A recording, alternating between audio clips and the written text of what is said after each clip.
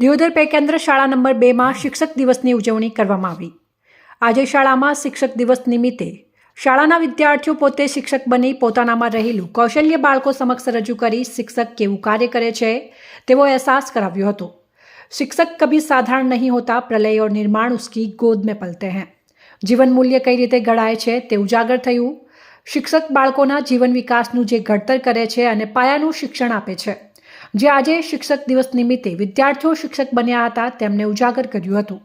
શિક્ષક વિશ્વકર્માની જેમ સારામાં સારું ઘડતર કરે છે અને સારા નાગરિકો તૈયાર કરે છે, તેમજ જીવન જીવવાની કલા પણ શિક્ષક પાસેથી મળે છે।